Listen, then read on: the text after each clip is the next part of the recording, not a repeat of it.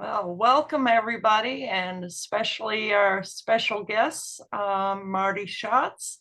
Marty, you want to introduce yourself? Tell us a little bit about yourself, where you're from, what your background is. Okay, well,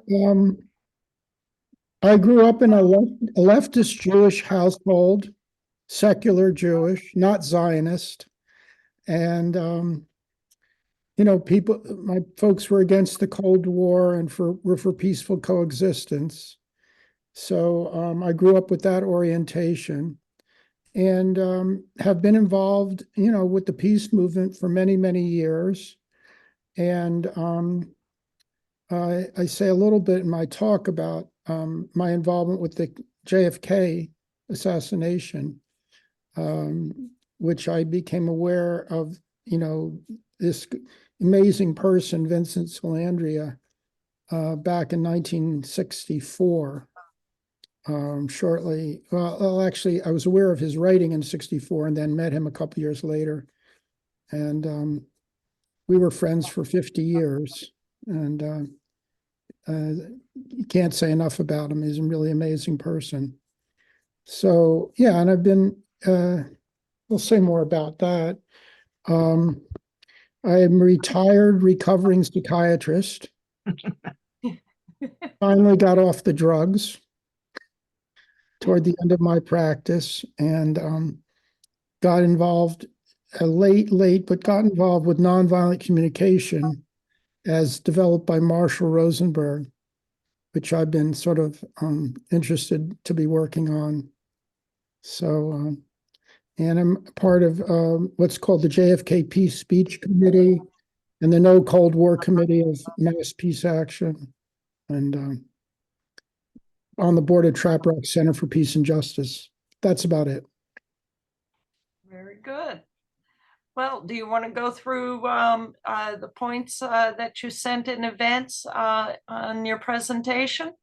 Well, I wonder, we did provide the written version of it, and if people read it in advance, I don't know if I need to actually go through the whole thing. Do you want me to, or what's your preference? Well, yes, I think the spoken word and spontaneous thoughts that come to you probably really are helpful, and not everybody has had a chance to read it. Okay. Well, thanks very much for inviting me. I think the JFK assassination and 9/11 are very important in relationship to each other because they're both represent state crimes against democracy, crimes against world peace. And so my hope was that some of our experience in our struggle against the Kennedy assassination would be useful to the people who are involved in the 9/11 movement, truth movement. I mentioned that I wrote this book that appeared in '96 called History Will Not Absolve Us, Orwellian Control, Public Denial, and the Murder of President Kennedy.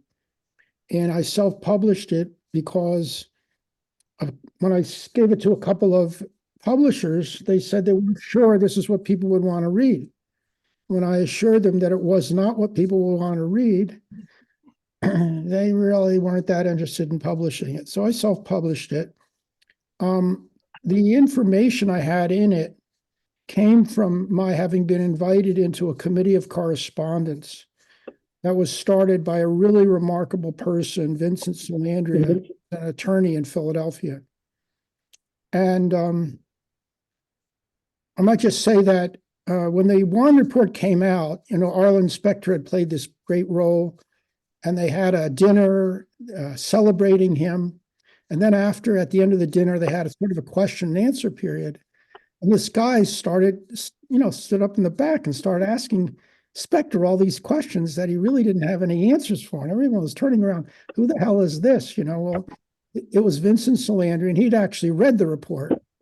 So he had some questions about it. And afterwards, the head of the Philadelphia Bar Association came up to him and said, would you like to write an article for the Philadelphia Intelligencer, which was the newspaper of the Philadelphia Bar Association?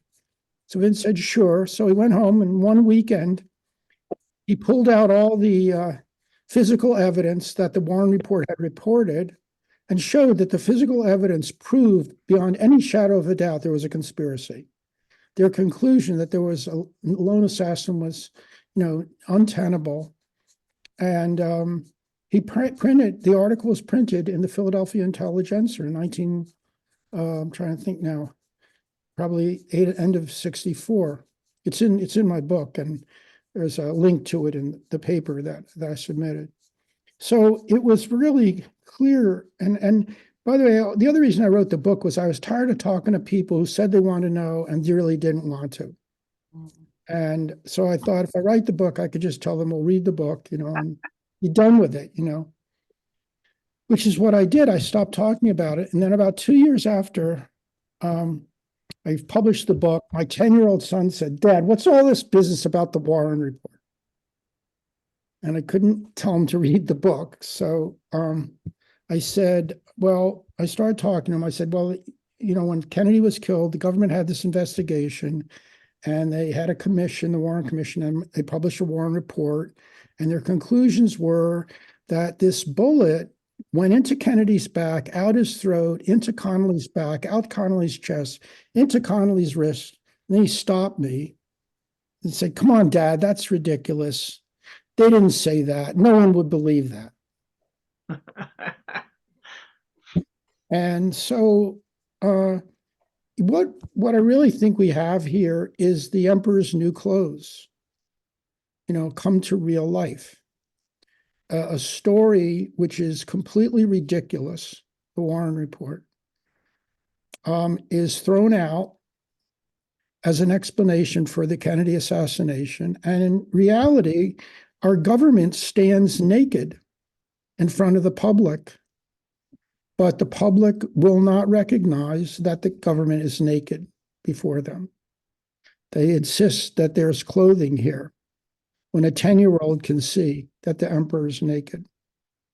So, one of the questions is, well, what the heck is going on?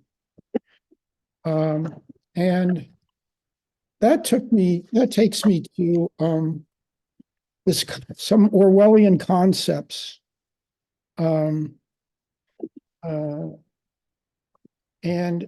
Orwell, in his 1984, had developed this concept of crime stop. And I'll just quote from the book. He says, crime stop means the faculty of stopping short, as though by instinct, at the threshold of any dangerous thought. It includes the power of not grasping analogies, of failing to perceive logical errors, or misunderstanding the simplest arguments if they are inimical to the powers that be, and of being bored or repelled by any train of thought which is capable of leading in a heretical direction. In short, crime stop means protective stupidity. So that is clearly something that we have going on in our society. People do not want to see what is happening.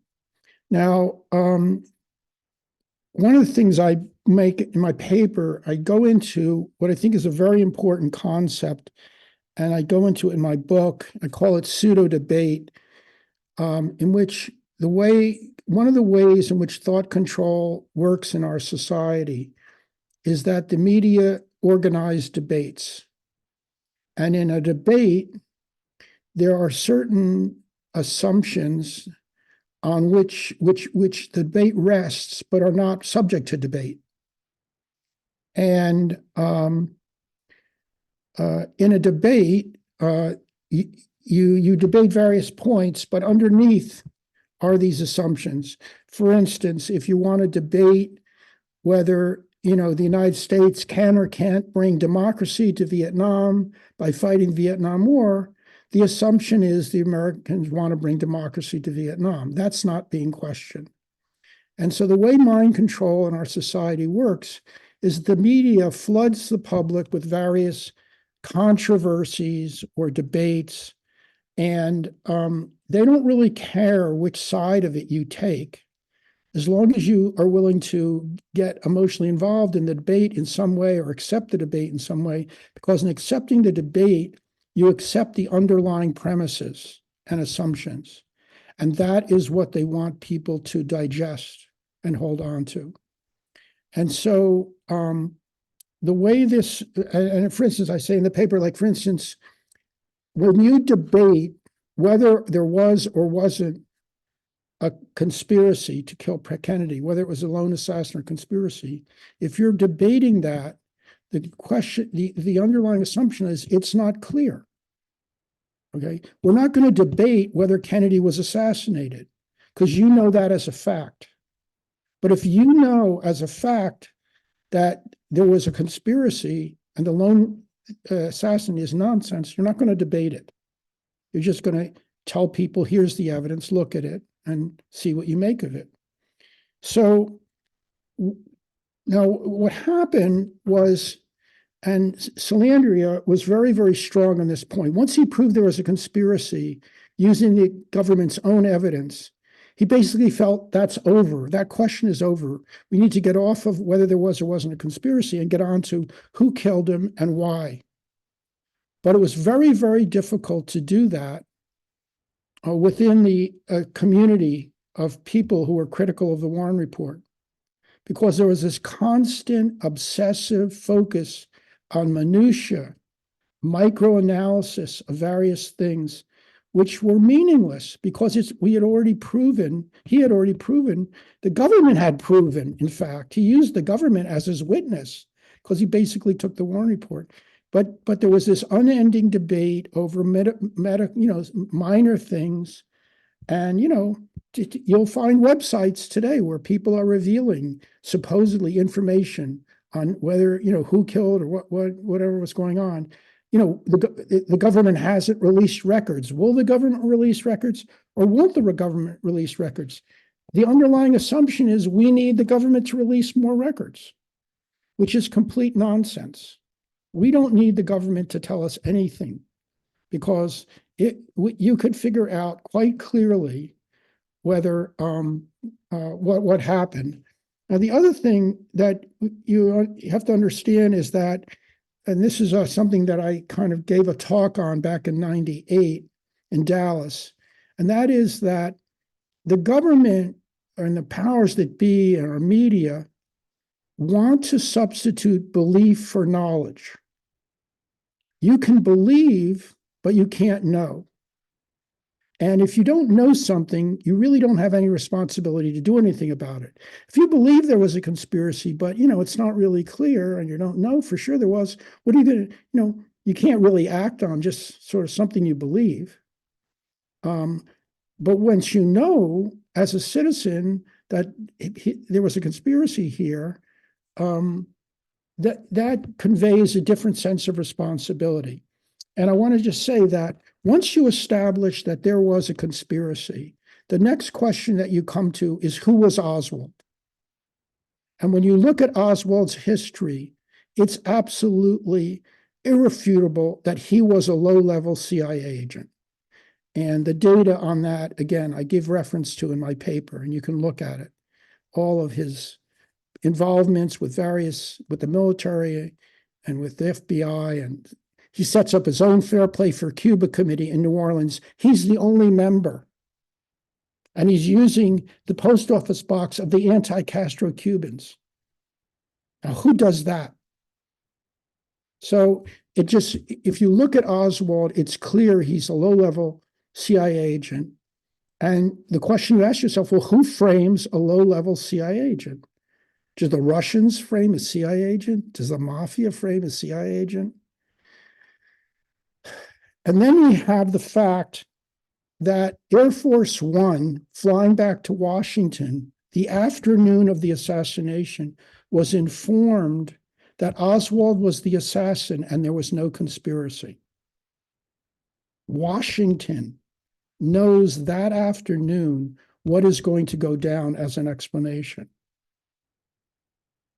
And you'll see in the book, if you look at the reference, there's this memorandum from Nicholas Katzenbach to Bill Moyers, who was President Johnson's press secretary, 3 days after the assassination, in which he tells Moyers that the American people and the world must be convinced that Oswald was the assassin and that there were no conspirators who would have been caught. 3 days after the assassination. So if you ask yourself the question, what would an innocent government do? And is this the activity of an innocent government? And as far as I'm concerned, it becomes absolutely clear that the government was involved in this assassination. And then, of course, the question becomes, why was the government involved? And as far as I'm concerned, that takes us to Kennedy's American University speech in June of 1963, in which he basically is announcing an end to the Cold War. And that speech so impressed Khrushchev that he had it reprinted throughout the Soviet Union, and virtually every Soviet citizen knew about that speech. The American people didn't know about that speech. The New York Times didn't republish that speech, but it was republished throughout the Soviet Union. And there's people who say, well, it was a speech, but it didn't mean anything, but it did. And he was acting on it. And we had the Thespian Treaty signed, and the public was against it. And they went out around the country, organized, and within months, they had the Thespian Treaty approved by Congress. And Kennedy showed.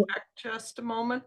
Well, I do want to encourage all our listeners to take a look at that speech. Oh yeah, absolutely. I mean, the JFK Peace Speech Committee shows that speech every month and has a commentator discussing it.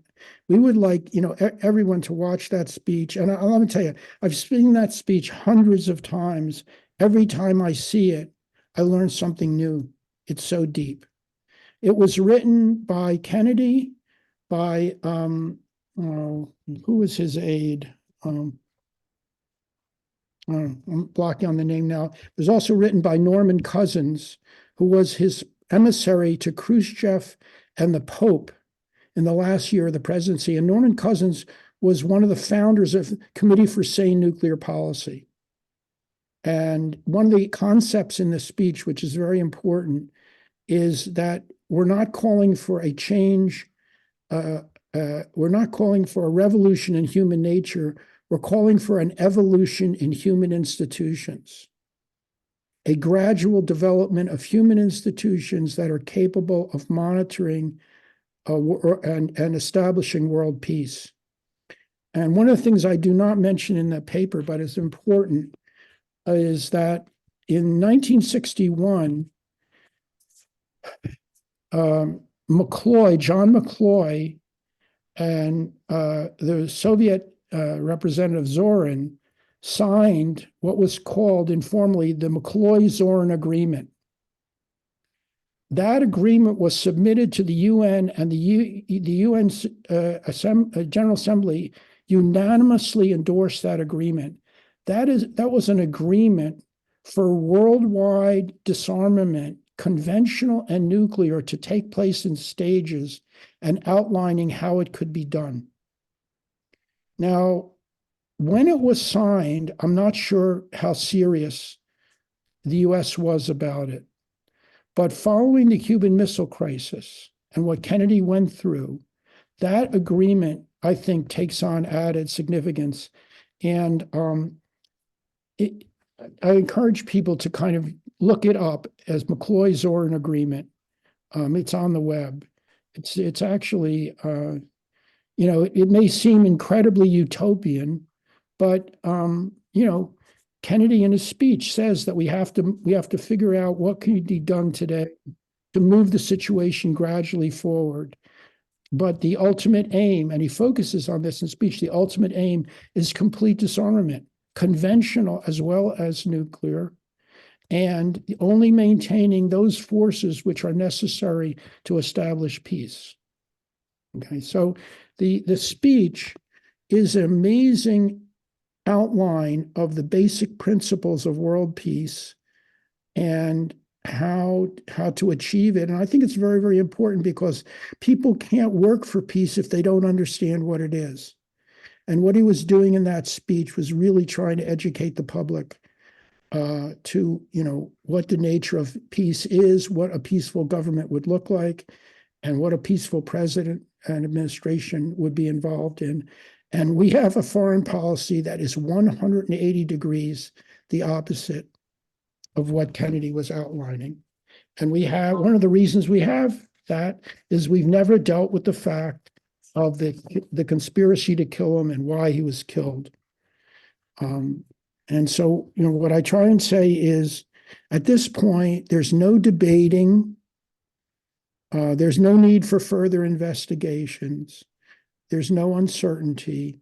Anyone who really wants to know can know. And, the only responsibility we have is trying to put it out in a form where people can understand it.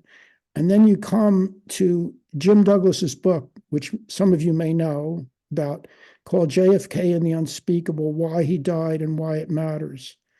And again, if there's one book you want to read on the assassination, it's Jim Douglas's book, because he really lays out in just a way that draws you into the whole situation, Kennedy's change and toward peace, and how it happened. And as I say in my talk, for me, what was amazing about the book, here I'd been working on the case for years. I was tired of reading stuff. What was Jim Douglas going to come up with? In fact, I helped Jim with the book because he got involved in my book. And he was sending me, will you get this for me from the Kennedy Library? And get this for me. It was all this minutia. What the hell does he want this for? But, he wanted it. So I went and I got it and I sent it to him. I had no idea what he was going to do with it. Because what he does in the book is he's a Catholic, okay? I'm a Jew, so, this is another reason he does. He resurrects Kennedy in the reader, in his book.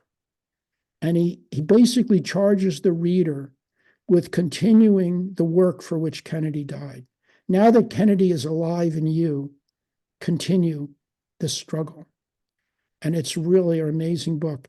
And by the way, he's been working for the last 15 years on a book on the 4 assassinations in the 60s. I have no idea. I'm afraid almost to think what he could possibly do with 4 assassinations. But hopefully we'll see before too long. But that's what, that's one of the reasons I'm involved with the JFK Peace Speech Committee, because this is one way of carrying on Kennedy's legacy. Because although he was murdered, his speech is there for us. And it's a living document as far as I'm concerned. And we've had wonderful commentators on it. Jeffrey Sachs was our commentator on the 60th anniversary last June 10th. We've had Scott Ritter, Ray McGovern. This month we have Helen Caldecott, who'll be joining us from Australia in a program with Martin Sheen. So we really had Kathy Kelly, just Ann Wright. Just had Dennis Kucinich. Dennis Kucinich is going to be in April. That's awesome. Commentator in April, yeah. Yeah. Sharon LeBray, who's celebrating right there, is responsible for that. Thank you, Sharon. Yeah. All right. So then let me just say a couple things. So I'm just sort of outlining to you what some of us went through in terms of the president's assassination. And I have to say, we had a community of critics, Warren Report critics, who constantly would, from our point of view, deal with minutia. Was there a conspiracy? Wasn't there a conspiracy? And never got off the point. And I'm sure that there were plenty of government agents sent in to do that work, to keep the community in that fight. But I'll tell you something, there were an awful lot of people who were doing the work of the government without being paid. They just didn't want to deal with really the implications of the information that we had.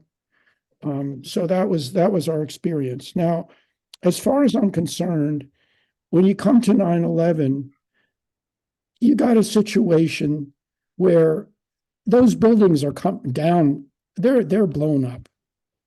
And you know they're blown up, and you've proven they were blown up, and your architects and engineers have proven they were blown up, right? And there's no debate about that, as far as I'm concerned. And then if you agree, there's no debate, those buildings were blown up, and you ask yourself, well, wait a second, who can rig those buildings? And who can orchestrate planes flying into buildings and all of that? Who can orchestrate all of that?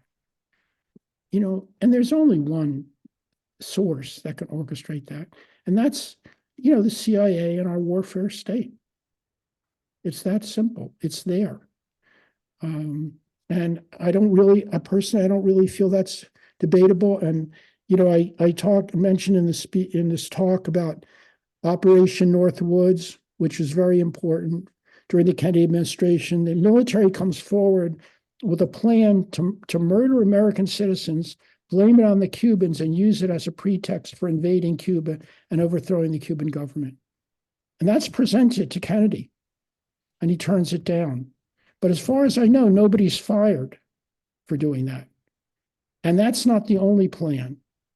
And as far as I'm concerned, 9/11 is Operation Northwoods 40 years later. And if the idea of the government doing 9/11 is difficult for people, ask yourself the question of when Dick Cheney was presented with Operation 9/11, would he have turned it down the way Kennedy turned down Operation Northwoods? So then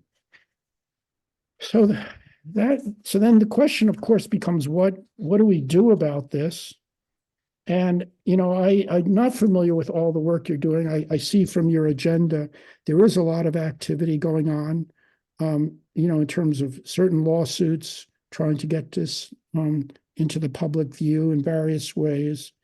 One of the things that I mentioned was the possibility of, 9/11 was so successful that there's no reason to believe it won't be done again, something like it. You know, a nuclear weapon or some nuclear device goes off in a city, and of course, we know who's going to be called responsible for that. You know, we've already got, you know, Muslims coming into the country through the border, blah, blah, blah. And we have Graham McQueen's book on the anthrax attacks and domestic conspiracy, and how the anthrax attacks were designed to be part of 9/11 and to be placed, you know, Iraq was supposed to be guilty of that. And then that got blown away because someone revealed that it wasn't foreign anthrax, it was our military's anthrax. But if that hadn't happened, the anthrax attacks would have been part of 9/11. So, you know, how do you get prepared for that? I don't know, but one of the things I thought was the 9/11 community establishing its own independent non-governmental committee to investigate any supposed attack on the United States, which is then going to be used as a justification for war. That was one thought. The other thought I had was, I say in my book that Kennedy was a de Klerk without an ANC. And I'm referring to President de Klerk in South Africa and the African National Congress. And the fact that de Klerk was able to disassemble apartheid without getting murdered by those who wanted to hold on to apartheid. He was protected, and Mandela even said this, that de Klerk's greatest ally was the ANC, because the elite, the white elite that wanted to maintain apartheid, were confronted with a situation of they were either going to take down apartheid de Klerk's way, or it was going to come down the ANC's way. That was their choice. But we had a situation in this country where Kennedy was turning against the warfare state, but he did not have the equivalent of an ANC behind him. And that is what we need. So somehow we need an American National Congress and a freedom from militarism charter, and somehow to organize, to be part of the mass movement. So, I mean, one of the things what Alfred asked is, how can the peace movement be connected with the 9/11 movement more? This is a really big question. And let me go back to the Kennedy assassination for you, because a couple of things are worth realizing. When Salandria first published his articles proving a conspiracy, virtually no liberal democratic organizations would have anything to do with him. The ACLU asked him to resign. There were Republican committees and organizations, conservative ones, that invited him to speak, but liberals didn't. I have in my book data on Noam Chomsky, Howard Zinn, I.F. Stone, and The Nation magazine, all of whom basically caved and participated in the cover-up of the Kennedy assassination. I call that the establishment left. Now, we have the same problem with 9/11. I can tell you, I work with Mass Peace Action, and we wanted to do some programs on the Kennedy assassination. And we had a tremendous struggle within that organization about doing anything about the Kennedy assassination, because we were going to be called, they didn't want to be called conspiracy theorists. So there's a strong element within the peace movement that doesn't want to be called conspiracy theorists. And of course, the conspiracy theorist label is something the CIA developed after the Kennedy assassination. And they've developed it in a very sophisticated fashion. So I guess one of my questions is, in what ways can the 9/11 movement become a peace movement and articulate peace, the peace struggle from your point of view in some way that the people who really want peace might see, wait a second, there's something here that's important. I know it's just kind of abstract and I don't have it concretely, but I'm just think that, to what degree does the 9/11 movement in some way focus on us disassembling the U.S. warfare state and the necessity of doing that? The biggest success I've ever had with an anti-war group was standing at Copley Square, no, excuse me, Park Street Station with the Smedley Butler Brigade, and I had a sign, end war, stop false flags. And that was a good segue into, what a false flag is. Right. And, again, you'll find the right people on the right more receptive to that than you will find people on the left. And yet people on the left call the right warmongers. It's strange.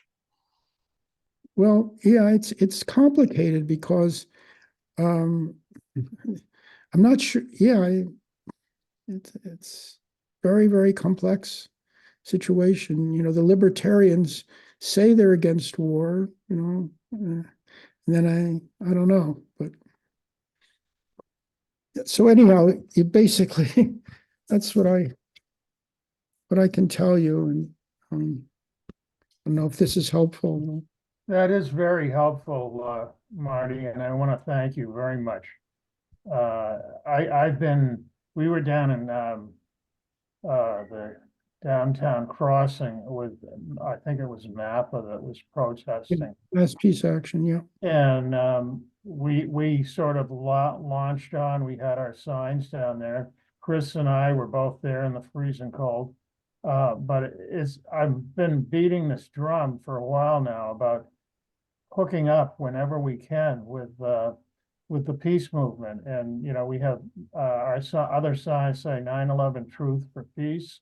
I don't know if you have thoughts about what is the most effective message we could bring to the anti-war left as it is. but it's something I'm sort of dedicating myself to doing. And any volunteers I can bring with me. Okay. Well, I'm going to take your question to heart and think as much I can about it. I don't have an answer for you at the moment. Well, thank you for considering it. I appreciate it. Gene has his hand up. Go ahead, Gene. Thank you. Real quick, I don't know if you're familiar with Cyril Wecht. Yep. Okay, he's in Pittsburgh, my hometown here. I don't know if you'd be interested in trying to get him on your show. I'd love to hear that conversation. Just that. Three quick things, if I may.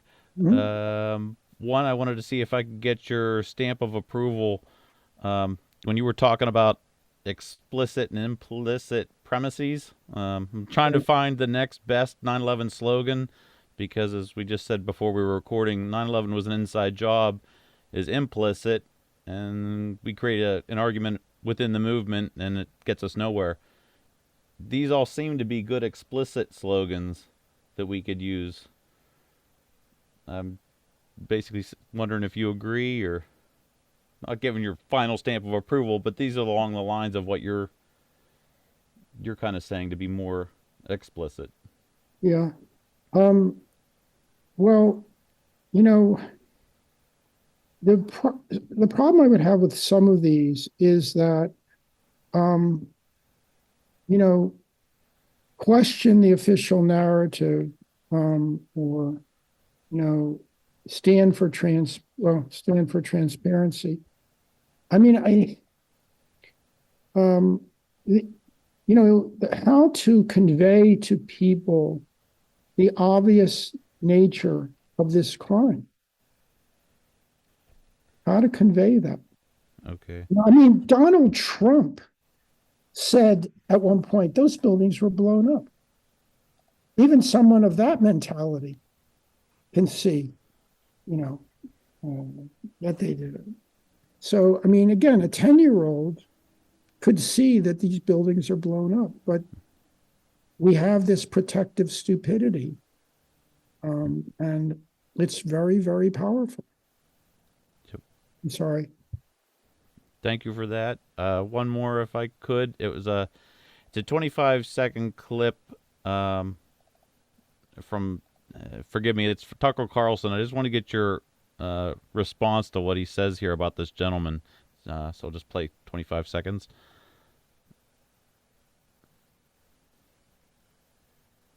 Can't hear it. You can't? Nope. No. We can read it. No. Well, headset. Give me one more second. I apologize. This should be on. No, you should hear it. I guess. Then just read it. I'm sorry.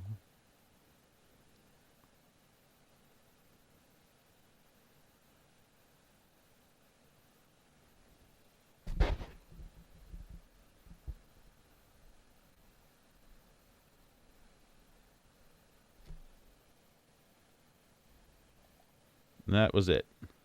Oh. And he believed they were all fake. I don't know if you've heard about this gentleman that supposedly said about it. You agree with the premises that, yeah, it's.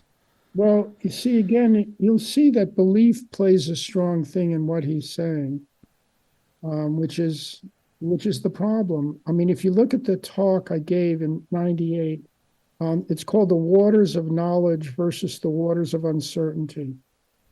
I think I'll try and lay it out. And it's very important because we have to realize that the mass media was immediately involved from the beginning in covering this up. I mean, and you know, to the degree that you allow it to be a mystery, which has to be solved, then, you know, the mass media is not responsible because it was a mystery. But the minute that report was released, it was ridiculous. And the mass media and you know, no history department, no political science department of any college, university, and country could say that. It's ridiculous. because I don't know, there's this kind of obedience to authority. There is. Thank you, sir. Okay. Jane has her hand up. You're muted, Jane. I know. I had Okay. to reach for my phone. I have a little anyway. So I just want to say, Marty, that one of the things that cocked my head, even though I was already on board with the falseness of the official narrative, but your astute analysis of the whole notion of pseudo debate is just so pertinent to all of this. I feel, where, you know, when you first used the phrase, I went, what do you mean pseudo debate? Isn't debate a good thing? and how it has been captured and co-opted by the, you know, mainstream propaganda media. And it just to understand that twist and to delve into that is so significant and so important, I feel. And I don't remember what prompted me to say this at the moment, but I just want to point out that it's often more the uneducated people, whatever that, you know, in quotes, standard educated people, who are more aware, and like your 10-year-old, you know, they didn't go to college yet. He didn't go to college yet. So there's a way in which the envelope, or the, you know, the prison of academia, and I come from that background, you know, intellectually, Cambridge, Mass, all of that. I've been spending a lifetime trying to kind of unearth and undo that. But anyway, I just wanted to commend you for your continuing astute perception of the difference between belief and debate and truth and knowledge. And, you know, I don't know. Okay. I think that's enough. Thank you. Thank you, Thank Jane. you. Miles also has his hand up. Oh, thank you. So I think it's really significant that, Martin, you are a psychiatrist and Recovering psychiatrist, please. recovering. And I recently started to be quite interested in the work of Carl Jung, and I learned that psyche, where the word psychiatrist comes from, psyche means soul, and we indeed all need soul therapy. So we're working together. And Carl Jung had a definition of God, which I'll just paraphrase, is something like, God is everything that crosses your path, and how it is that I, as an individual, respond to it. And one of the things rather surreal in my life that crossed my path was, I had the great opportunity and good fortune to, at age 16, travel to Moscow and Leningrad in 1976, and was confronted by a young woman, very charming lady, young lady, my same age, comes up to me with a postcard, and it's got a moose on one side, and on the other side, peace and friendship. And I thought, oh my goodness, isn't this nice? You know, getting this attention from this young lady and this gift. But the first things out of her mouth was, why does your country want to destroy my country? And I'm like, what, you know, that's nuts. What are you talking about? That's not true. And however, you know, for some reason that just never left me, even though I never properly answered her question. Now, Carl Jung also said that these events that cross our paths, if we don't confront them and address them, take them seriously, we'll be ruled by them, and they will destroy us, and we'll call it fate, as opposed to saying, okay, I got to take this young lady seriously and think about, well, where is she coming from? Now, at age 16, I didn't know that much. Now I know a lot more. And I know, for example, this trip was a social studies class trip. And had I been given President Eisenhower's January 1961 farewell address, if that had been part of my curriculum, where President Eisenhower explicitly warns the United States and the world that we must get this military industrial complex under control. Otherwise, it will capture government and capture government agencies and will rule us. Well, then I would have had a substantial answer for this young lady. And it's still true now, 63 years later, and I'm still working with this information. And then we have, I learned, President Kennedy explicitly saying, hey, there's forces beyond my control as supposedly president of the United States and supposed to be the most powerful person in the world. And he was intimating that he's not. And then Harry Truman, after Kennedy's assassination, writes a letter saying there's something amiss here. But this letter barely got any publication and was quickly suppressed. Wow. And then finally, we have 2014, President Jimmy Carter on Oprah Winfrey saying, we're not in a democracy.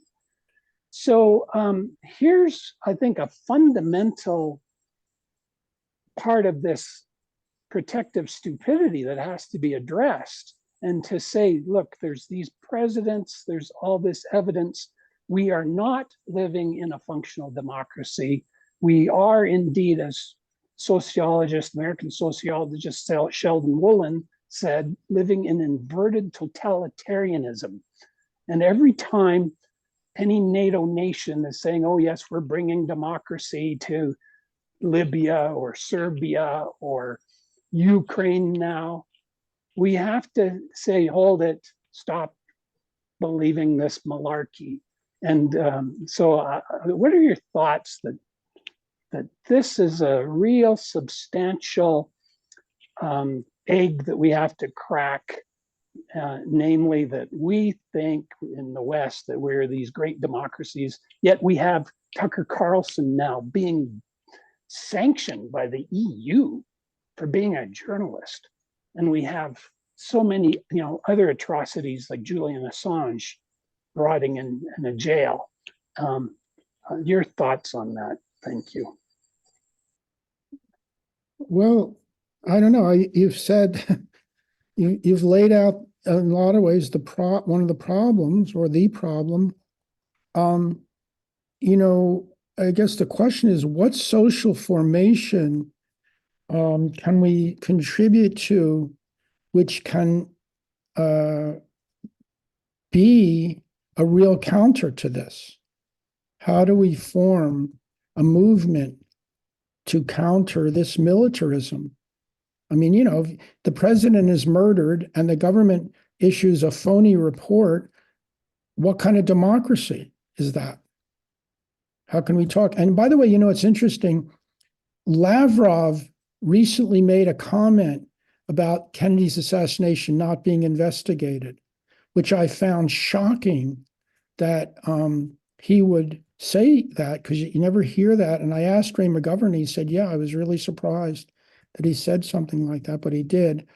And by the way, one of the things in my book is the speech that Fidel Castro gave the day after the assassination, in which he was trying to analyze what happened based on his reading of US newspapers. And that a reason I included that is because that speech, as far as I'm concerned, is a masterclass in how to read the US press. But I agree with you, Miles. How do we awaken people to the nature of what our society really is, and how do we create a social formation that has the power to turn it in a different direction? So how do if I could I'll just add something I'm working on related to that is, and I had the opportunity to talk to Jeffrey Sachs when he was the commentator for the JFK peace speech. It was such an honor.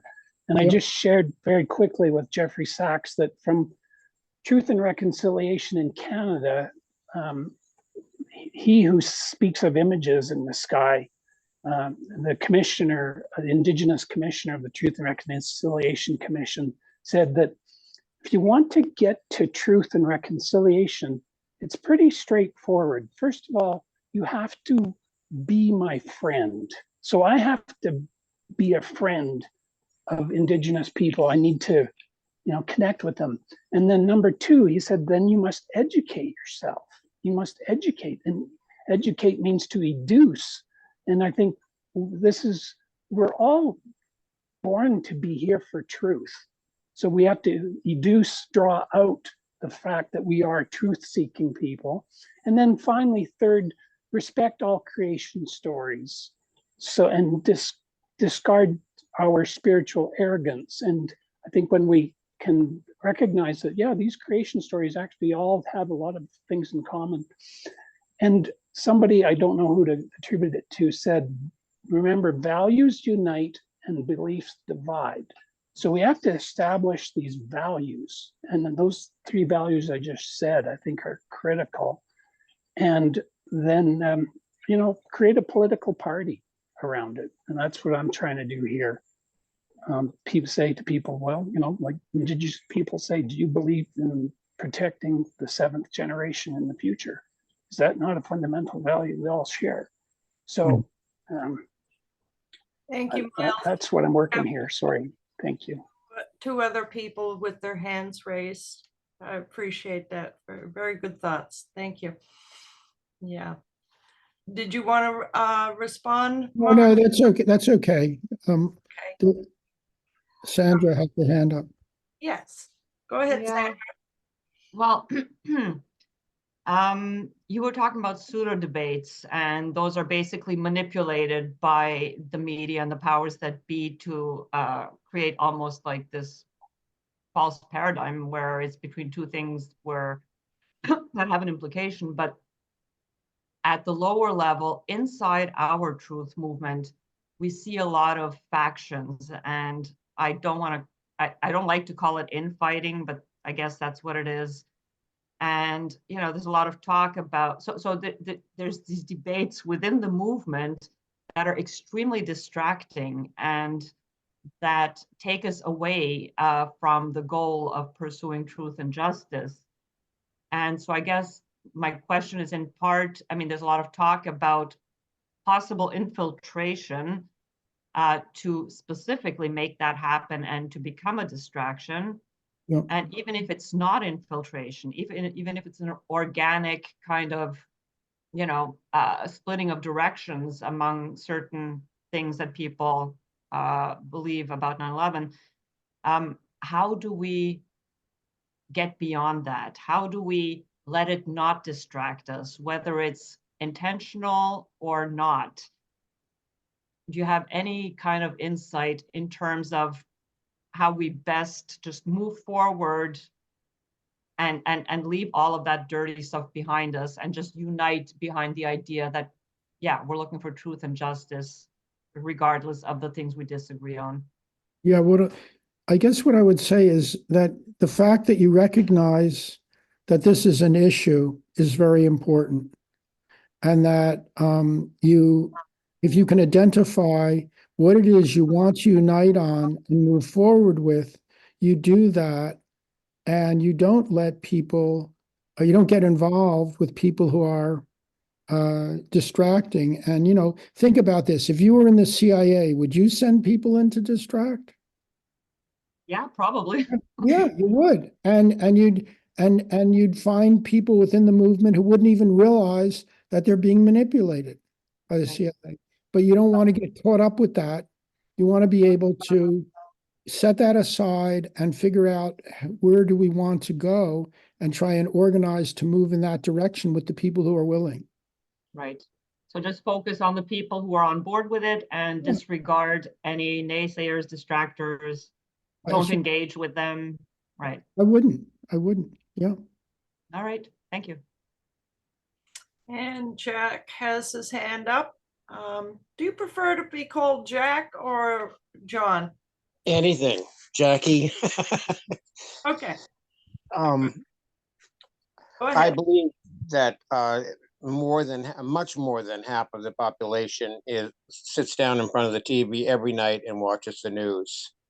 And I've tried very hard, just in my own family, to get them to stop doing that, but I've been unsuccessful. And all of the mainstream media, including BBC, NPR, PBS, has been bought. And I have an example.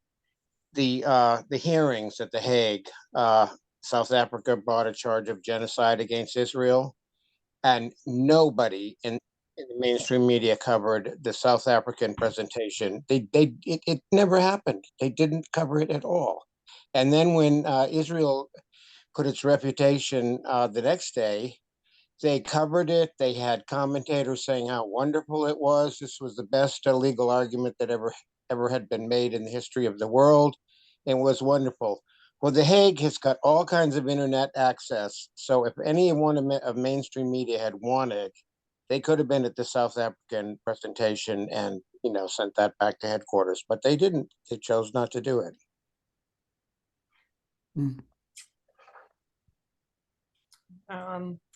Okay, well, Al has his hand up.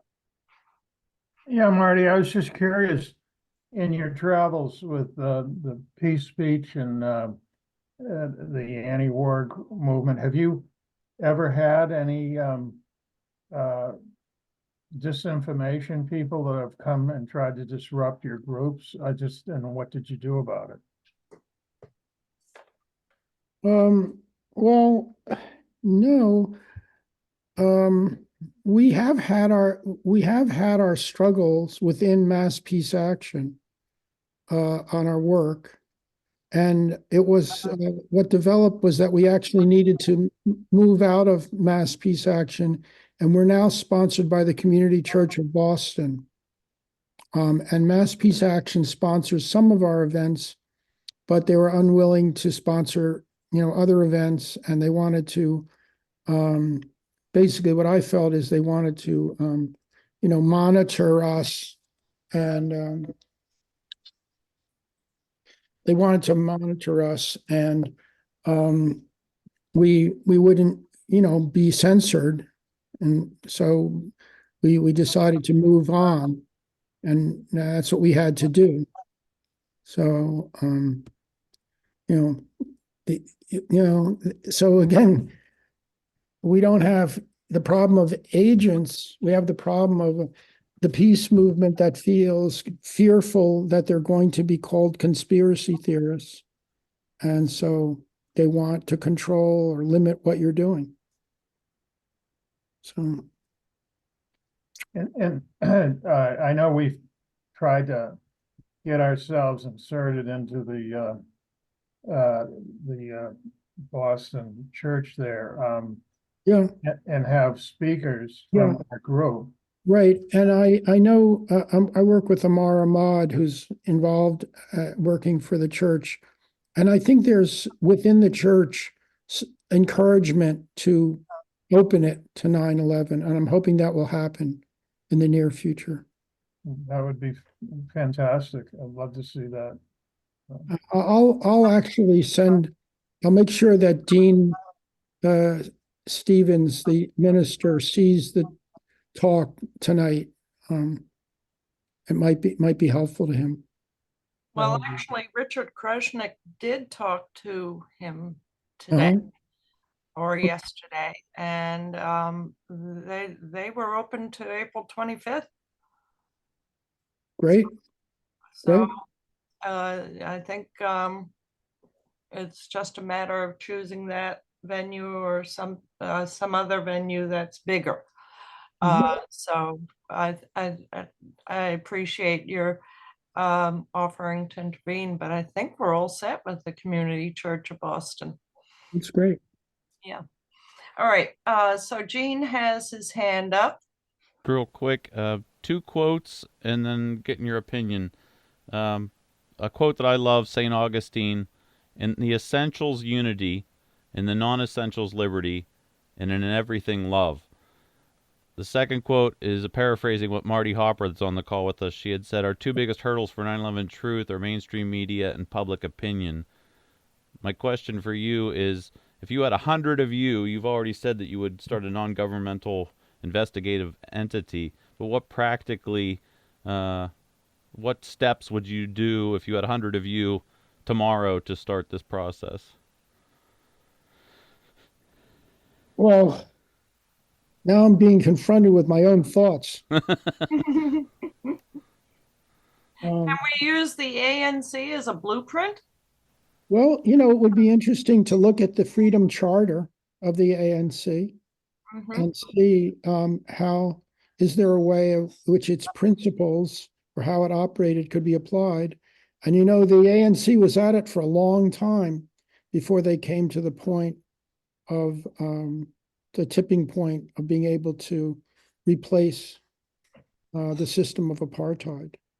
So it's, you know, hopefully we have time, you know, and, you know, it's frightening, of course, what this government is capable of and the directions it moves in, but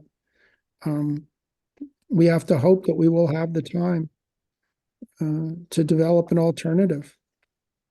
Well, the way I I look wish at I it, could give a more, I wish I'd give you more an answer, but you guys are raising a lot of thoughts for me, so I'll have to think about it and try We'll and be- come back to you. We'll be looking for the next book. Thank you. well, the way I look at it is that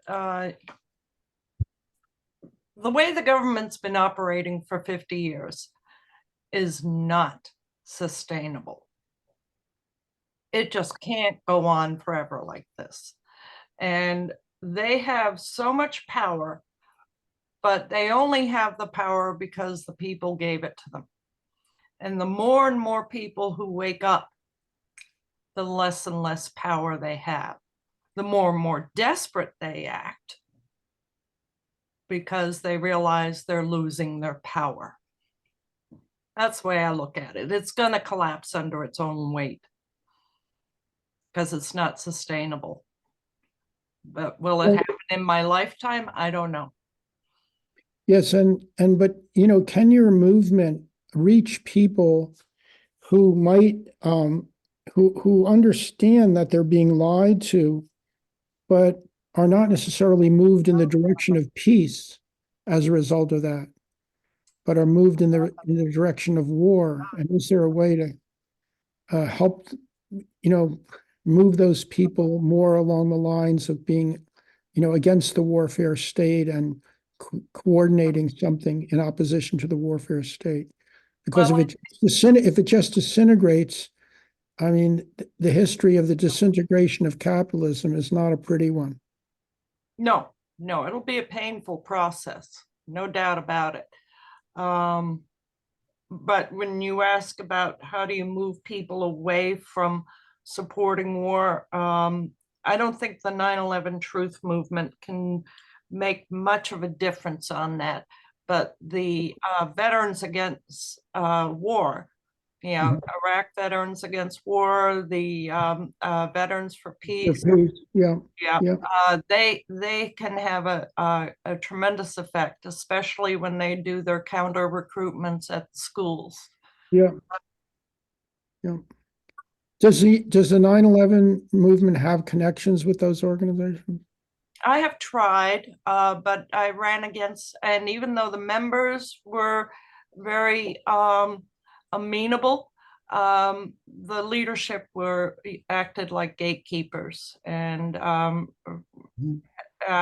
it was a wall because of the leaders in the movement. Interesting. Mhm. In the words of Karl Rove, we create our own reality. By the time the public understands anything, we've created a new way of thinking. Yeah, I don't know if I have that exactly right, but you know, let me just say something to you. It's interesting. They create a reality in their minds and in the public's minds, and then they think they're living in that reality. And that's one of the things that's so dangerous. right. I once asked an expert, a Soviet expert on the USA and Canada, his name was Arbatov, Georgy Arbatov. I asked him if he thought that Reagan and Haig and all these guys really, Kissinger, believe what they say. And his answer to me was, I'm not sure it matters because sometimes people become the victims of the lies they create for others. And, you know, we have a government today that is unbelievably incompetent, and that in which, you know, these people apparently believe the BS that they're putting out to the public. And that's really dangerous because, you know, they're directing the policy of a major power. I don't believe in superpowers. I believe in major powers. But you know, I think Putin has said he thinks to us that in some cases we're nuts. And I'm not sure he's off. It's Well, scary. the because- project for the new American century, with the origins of all these wars, in my estimation, Right. and the grand chessboard and you name it, they've been promoting this stuff ever since I've been alive. And they told us they needed another Pearl Harbor in the Exactly, project for a new American century. They got it. they got it. It's scary because in New Hampshire, Biden wasn't even on the ballot, and 75% of the Democratic voters wrote him in. Mhm. So he's incompetent, but the public is supporting him. Mhm. Well, Marty, Yeah, I have a question for you there, sir. Yeah, Chris with Boston 9/11 Truth. So I recently watched the movie JFK'X by Jay Widener. Have you seen that film and have you heard about it? No. Well, I mean it's pretty I mean it's very, very well done, and he puts the theory forth that there was a squib on his face, that Jackie pulled it, so that, and it shows it pretty clearly in the Zapruder film. Okay, Jackie pulls this string, and the side of his face explodes. A part of it gets ejected onto the trunk of the car, and she's rapidly saving this part of it, maybe to hide evidence. But if you're not familiar with that film, I suggest you see it. I'm kind of on the fence. I'm not going to see it. It's bullshit. It's bullshit. But I don't, as a truther though, I can't accept that as for me, I always follow the truth where the truth leads. And Okay. sometimes new evidence and new research can come out. And I mean, it's hard to accept, after you've written all these books and spending all this time and you formulate your own opinion. But if somebody comes up and gives you I don't have an opinion. Oh. If you read Salandria, if you can't see what Salandria said, Yeah. okay, nothing to it. Well, I just want other researchers to come up and critique that movie, and investigate it on its own merit. I mean, I'm still on the fence, but that movie seemed very, very convincing. Okay. I've researched it a lot, and that movie is bullshit. Who are you speaking? Who's speaking now?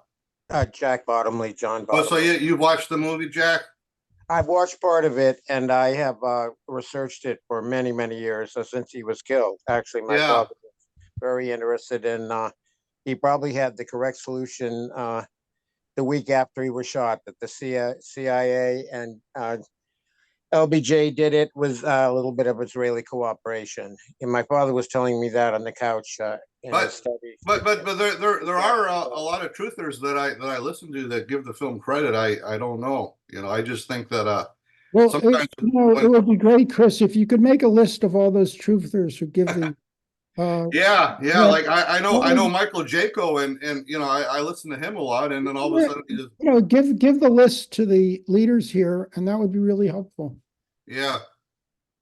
But I just think if someone's going to bring forth new evidence like that, I mean, it does make sense that if Jackie was in the car with him and he was all of a sudden an assassin, you know, I don't think that she would go and try to retrieve a piece on the trunk. I think she'd just be so shocked and horror. But if she was actually involved in pulling a squib and she knew that piece was on the trunk, I think she would go and try to reclaim it to hide that evidence. It's just a very plausible. As a researcher, I'm looking at plausibility, you know. Yeah. Yep. That's what you do. I've been in war, and when people get blown apart, you try to put them back together. You don't have time to think. You just do this. Yeah. This is the kind of debate you do not want to get into. Yeah. No, I realize that it would upset people who already have. But other people need a critique. I'm glad you're doing this. Yeah. Because Other people need to critique his work. You're proving my point. Okay. Well, it's up to the truther community to put forward the truth. If people find holes in his research, I want to hear it. And you guys, you know, people have to step up to point that out. But I mean, he did make that film, and I don't know what to make. It's very, very convincing when you watch it, you know. Okay.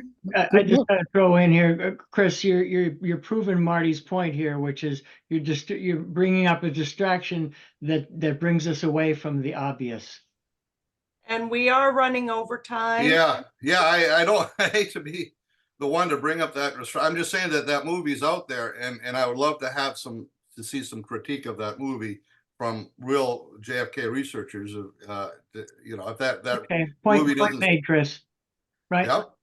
Maybe for another time, Chris. I think Marty needs to.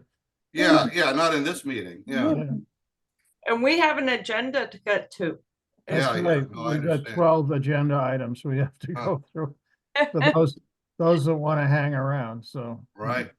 Well, thank you again, Marty, for joining us. This has been incredibly enlightening, and I hope we can take all your insight to heart and to